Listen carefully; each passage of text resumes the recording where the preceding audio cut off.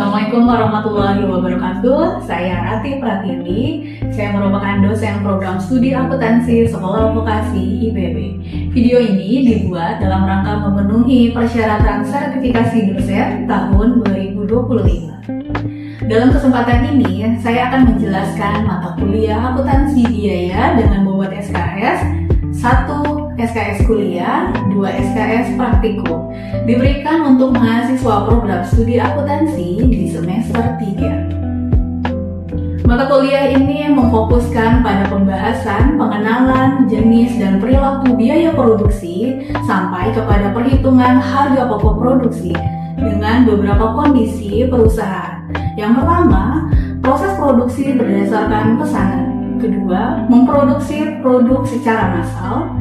Ketiga, terdapat alokasi biaya overhead dari Departemen Penunjang. Keempat, adanya produk rusak. 5, adanya produk sampingan. Dan keenam adalah biaya bersama. Selain itu, akurasi perhitungan biaya membutuhkan standarisasi, sehingga penentuan biaya standar menjadi penting dilakukan agar produk yang dihasilkan sesuai dengan keinginan pasar dan proses produksi tidak merusak lingkungan. Maka dari itu, kita membutuhkan implementasi dari biaya kualitas dan biaya lingkungan pada perusahaan, termasuk UMKM. Capaian pembelajaran lulusan pada program studi yang dibebankan mata kuliah akuntansi biaya ini meliputi 1. Menunjukkan sikap bertanggung jawab atas pekerjaan di bidang keahliannya secara mandiri. Kedua, menguasai secara mendalam konsep teoritis biaya dan metode penentuan beban pokok produk. Ketiga, mampu menyiapkan laporan tertulis tentang hasil pekerjaan baik yang menjadi tanggung jawabnya sendiri maupun secara kelompok. Keempat, mampu secara mandiri menyusun informasi beban harga pokok produk perusahaan sebagai beban pengambilan keputusan dalam menetapkan kebijakan manajerial. Adapun capaian pembelajaran mata kuliah ini atau CPMK, yang pertama adalah mengenal biaya produksi, jenis, dan perilakunya. Yang kedua adalah menghitung dan menganalisis harga pokok produksi pada pesanan secara massal. Yang ketiga adalah menganalisis dampak dari overhead Departemen Penunjang, produk rusak, biaya bersama, tentang harga pokok produksi. Yang keempat adalah menganalisis hubungan biaya, volume, dan laba. Yang kelima adalah menganalisis biaya standar, biaya kualitas, dan biaya lingkungan. Kemampuan akhir dari mata kuliah akuntansi biaya ini meliputi yang pertama adalah membandingkan dan menganalisis jenis dan perilaku biaya produksi. Yang kedua adalah menganalisis perhitungan harga pokok produksi berdasarkan job costing maupun proses costing.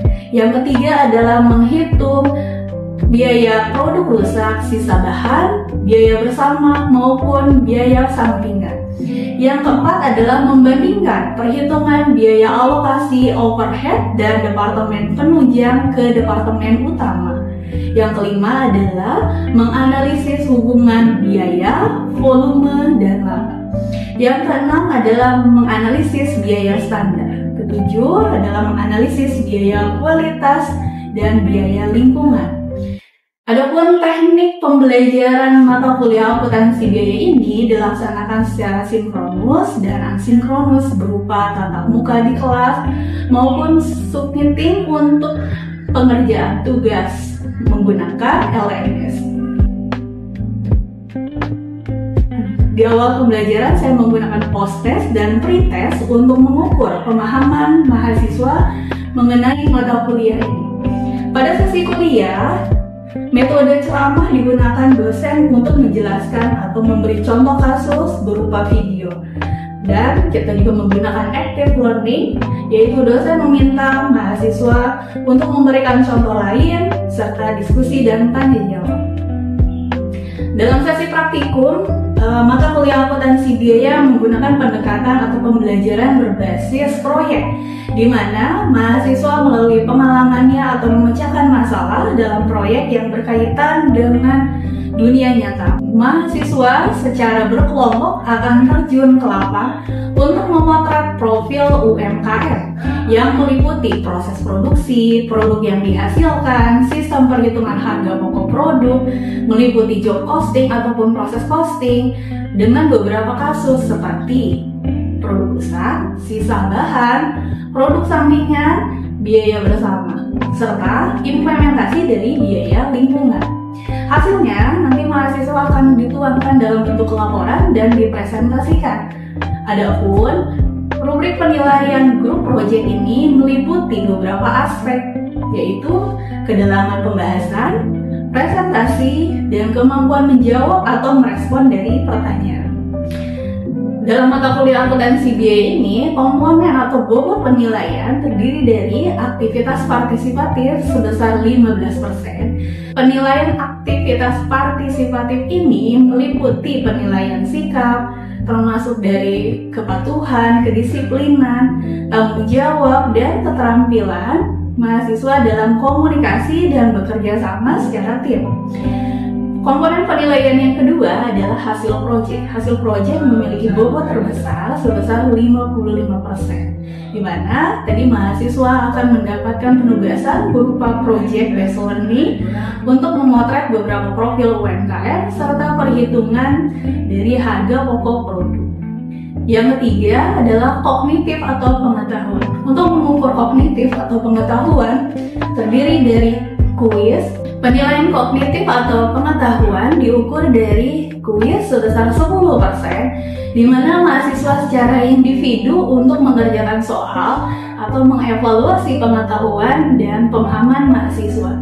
Selanjutnya adalah ujian tengah semester atau UTS dengan bobot penilaian sebesar 10%. Mahasiswa secara individu mengerjakan soal untuk mengevaluasi pemahaman mahasiswa terhadap sub CPMK 1 sampai 2. Sedangkan untuk UAS atau ujian akhir semester dengan bobot 10%, mahasiswa secara individu mengerjakan soal untuk mengevaluasi pengetahuan dan pemahaman mahasiswa terhadap sub CPMK nomor 3 sampai nomor 7.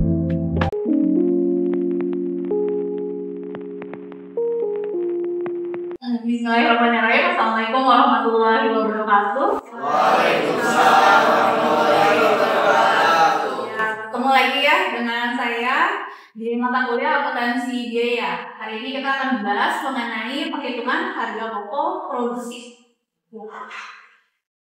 Oke, sebelum lebih jauh, kita kenal dulu apa sih yang disebut dengan biaya manufaktur. Nah, kalau berbicara manufaktur, kita ingat perusahaan dagang, perusahaan jasa, sama perusahaan manufaktur. Nah, perusahaan manufaktur ini proses bisnisnya seperti apa? Kalian bisa bantu jawab? Rafi. Nah, perusahaan dagang berarti usahanya apa? Menjual barang. Betul, menjual barang dan lainnya. Kemudian kalau untuk perusahaan jasa, menyediakan jasa. Nah, kalau untuk perusahaan manufaktur, proses bisnisnya berarti apa? Mengolah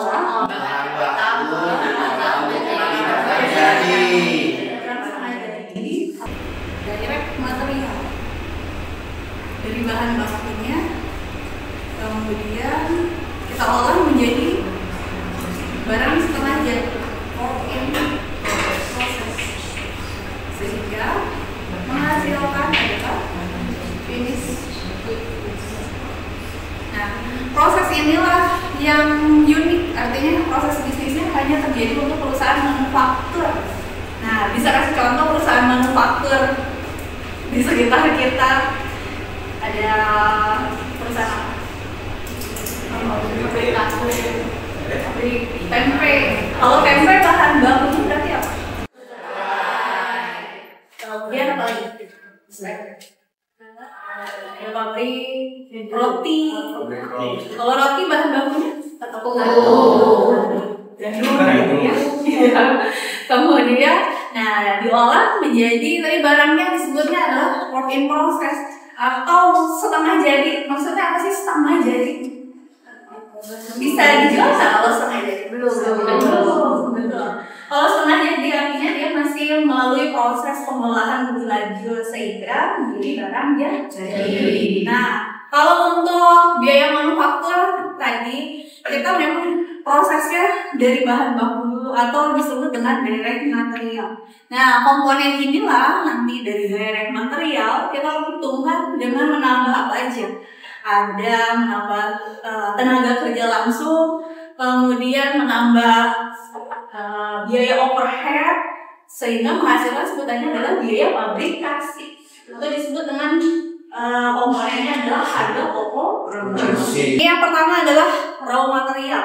Raw material atau direct material. Direct material adalah biaya langsung.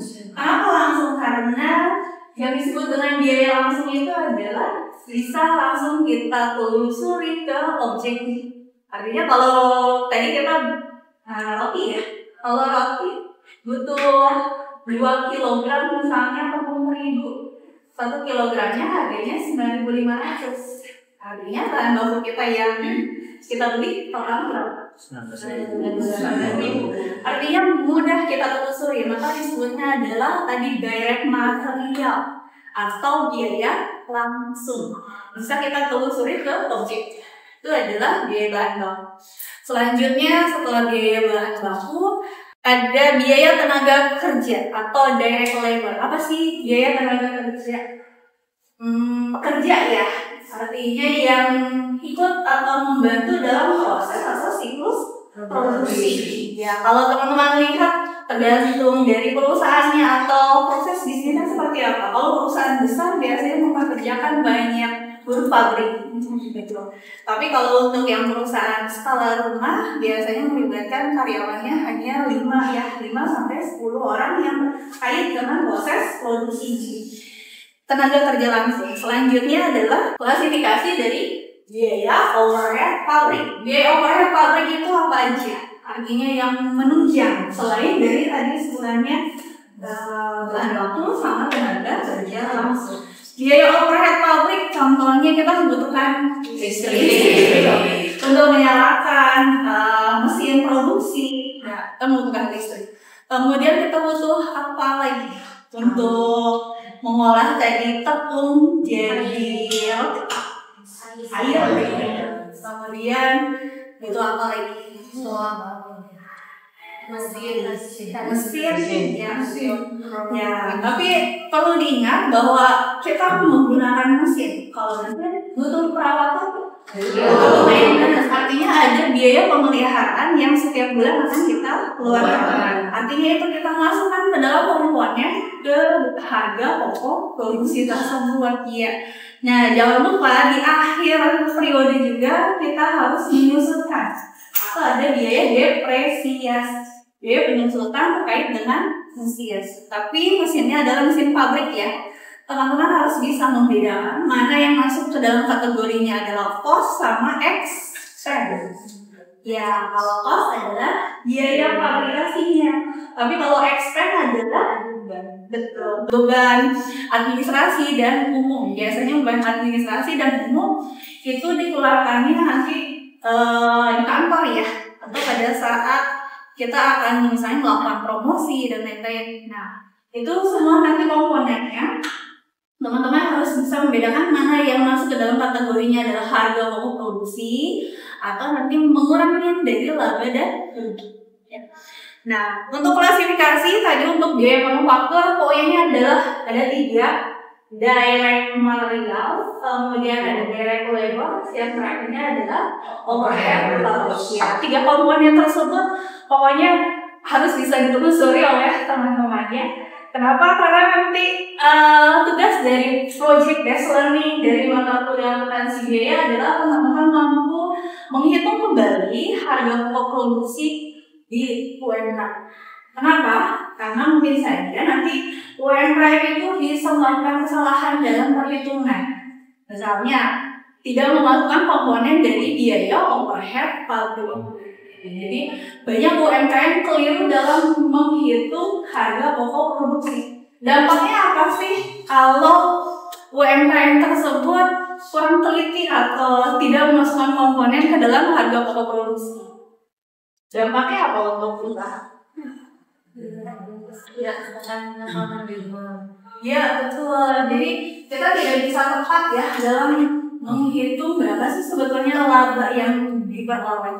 Ya, jadi memang teman-teman sini sebagai mahasiswa artinya bisa membantu UMKM untuk menghitung kembali bagaimana harga pokok produksi yang tepat sesuai dengan tadi komponen biaya, direct material, direct labor, sama biaya overhead pabrik. Oke, baik, selanjutnya kita akan membahas mengenai biaya outsourcing atau outsourcing full costing. Baik, selanjutnya kita akan membahas mengenai metode terkait dengan penyusunan dari harga pokok produksi. Ada dua metodenya, menggunakan full costing dengan variable costing. Terdapat perbedaan antara full costing dan variable costing. Kalau teman-teman lihat, kita posisinya untuk yang outsourcing itu adalah biaya full costing. Nah, untuk full costing artinya memasukkan biaya yang sifatnya adalah variabel maupun biaya tetap. Masih ingat apakah biaya variabel dan biaya tetap? Ada biaya yang jumlahnya itu berubah tergantung dari kegiatan produksi. Biaya contohnya adalah kalau biaya variabel kemasan, biaya kemasan, bahan baku itu adalah biaya variabel. Sedangkan kalau biaya tetap artinya jumlahnya itu tidak tergantung dari kegiatan produksi. Contohnya gaji ya gaji betul, iya gaji, kemudian ada apa lagi? Biaya penyusutan, ya biaya penyusutan mesinnya. Nah jadi kalau kita lihat perbedaannya adalah di bagian tadi menetapkan. Jadi rekan-rekan mahasiswa di sini bisa mengklasifikasikan mana yang biaya sifatnya adalah variabel dan mana yang sifatnya adalah biaya tetap. Untuk biaya variabel di sini ada bahan baku, kemudian tenaga kerja langsung, sama BOP. Nah, BOP-nya adalah BOP variabel. Jadi kategori yang bisa masuk ke dalam BOP variabel. Ya, kemudian sama BOP tetap. Itu dimasukkan semua untuk menghitung produk cost-nya. Nah, sedangkan kalau untuk yang variabel hanya memasukkan unsur yang sifatnya adalah biaya variabel saja. Jadi bahan baku, tenaga kerja langsung, sama biaya overhead pabrik untuk yang sifatnya variabel. Sisanya bagaimana? Apakah BOP tetap dihitung nggak? Tetap diperhitungkan, tapi berbeda posisinya. Tidak masuk ke dalam komponen harga pokok produksi, tapi nanti akan mengurangi expense tersebut. Ya, jadi posisinya adalah berbeda untuk penempatan ya antara metode full costing dengan metode variable costing. Betul. Jadi kalau posisi yang full costing memasukkan semua unsur yang sifatnya biaya tetap maupun biaya variabel. Ya. Tapi kalau untuk metode variabel hanya masukkan unsur yang biaya variabel saja ke dalam harga pokok produksi. Nah, jadi tugasnya rekan-rekan semua di sini adalah melaksanakan tadi project based learning dengan berbasis silakan menghitung ulang ke UMKM dengan metode yang tepat, apakah metode full costing atau metode variable costing. Kalau begitu, selanjutnya pertemuan minggu yang akan datang kita akan melakukan presentasi terkait dengan hasil terjun lapang teman-teman ke UMKM. Baik, bismillahirrahmanirrahim. Assalamualaikum warahmatullahi wabarakatuh. Waalaikumsalam warahmatullahi wabarakatuh. Selamat pagi teman-teman semua. Perkenalkan, kami dari kelompok 2 akan mempresentasikan terkait perbandingan perhitungan harga pokok produksi dengan metode variabel dan full costing berbasis spreadsheet pada Fokus. Oke, kita mulai dari latar belakang teman-teman. Nah, bisa dilihat di sini. Pertama, Indonesia merupakan urutan keempat produsen kopi terbesar di dunia. Nah, termasuk diantaranya konsumen utamanya adalah kita, yaitu Gen Z. Nah, selanjutnya di sini Berhubungan dengan kopi, kopi vokasi adalah merupakan salah satu produsen kopi yang menyediakan dalam bentuk cup ataupun minuman yang sering kita beli. Nah, di sini juga akan membahas tentang HPP-nya. Di situ akan ada tantangan dalam perhitungan HPP yang dilakukan dari kopi vokasi. Selanjutnya akan kita bandingkan sesuai dengan apa yang mau kita uji, yaitu perbandingan metode variable costing dan full costing. Dan selanjutnya akan kita lihat hasilnya dengan Google Spreadsheet. Nah, di sini lokasi penelitian seperti yang kita tahu, kopi vokasi ada di sekolah vokasi sendiri, tepatnya di belakang gedung CA. Yang akan waktu penelitian ini dilakukan pada selama 1 minggu terakhir sebelum dilakukannya penugasan. Nah, untuk hasil dari pembahasan akan dibantu dijelaskan oleh Adla. Baik, terima kasih Akbar atas kesempatannya. Metode perhitungan HPP sendiri itu ada 2. Yang pertama adalah variable costing dan juga full costing. Variable costing sendiri terdiri dari biaya bahan baku, biaya tenaga kerja langsung, dan juga biaya overhead variabel. Sedangkan full costing menghitung seluruh komponen biaya dengan menambahkan biaya overhead tetap. Di sini ada perbandingan perhitungan antara HPP yang telah dihitung oleh kopi vokasi dan juga metode variable costing dan full costing. Di sini ada HPP oleh kopi vokasi, kemudian di sebelahnya itu adalah biaya bahan baku sebagai komponen pertama dari variabel maupun full costing. Lalu ada biaya gaji karyawan, yang dihitung hanyalah biaya gaji karyawan yaitu barista yang berhubungan dengan proses produksi. Lalu ada biaya overhead variabel, di sini ada cup, seal, kemasan dan sebagainya, yang dimana perubahan itu berubah seiring dengan volume produksi. Lalu ada biaya aplikasi kasir yang dihitung sebagai biaya overhead tetap. Lalu ada beban operasional dan juga ada biaya penyusutan perawatan. Baik, untuk tabel HPP yang akan dijelaskan oleh Lina. Baik, terima kasih Agra. Bisa kita lihat perbandingan HPP dengan variable costing dengan full costing ya teman-teman, bahwa di variable costing kita tidak memasukkan biaya overhead tetap, sedangkan pada full costing kita masukkan biaya overhead tetapnya, sehingga hasilnya pun juga berbeda.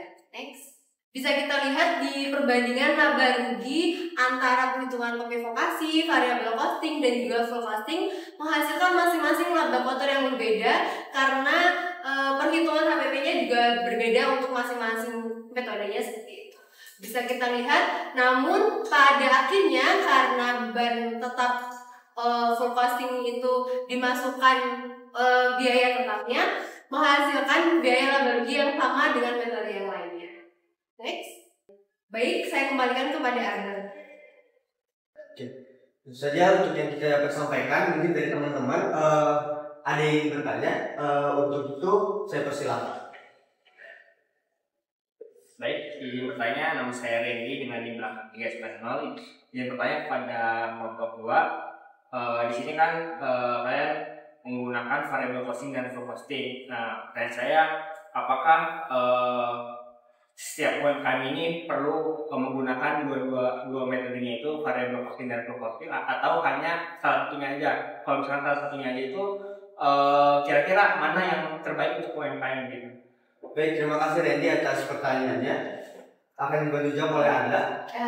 Izinkan saya untuk menjawab.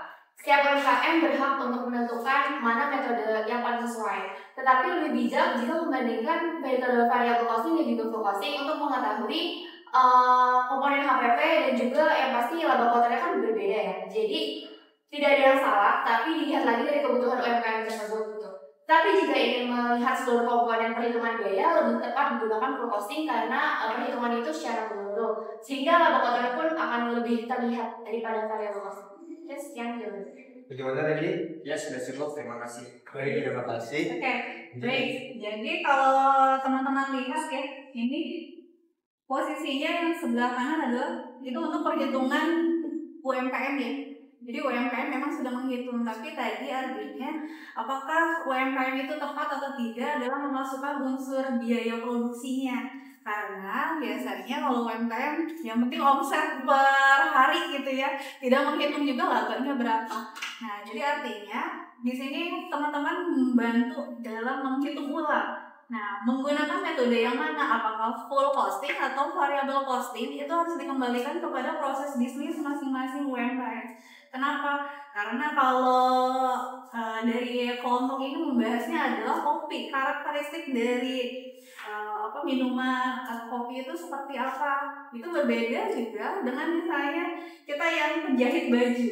Jadi produksinya pasti akan berbeda. Maka pendekatannya mana yang lebih baik, apakah full costing atau variable costing, dikembalikan lagi kepada proses bisnisnya. Tapi yang paling terpenting adalah rekan-rekan mahasiswa bisa menghitung ulang, artinya bisa mengklasifikasikan biaya atau unsur-unsur biayanya tadi yang belum masuk ke dalam harga pokok produksi. Gitu.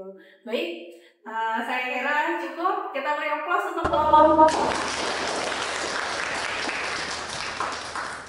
Jadi Ibu, terima kasih kepada teman-teman dan kepada Bu Rati selaku dari reviewnya. Lebih dan kurang kami mohon maaf. Wabillahi taufiq wal hidayah. Wassalamualaikum warahmatullahi wabarakatuh.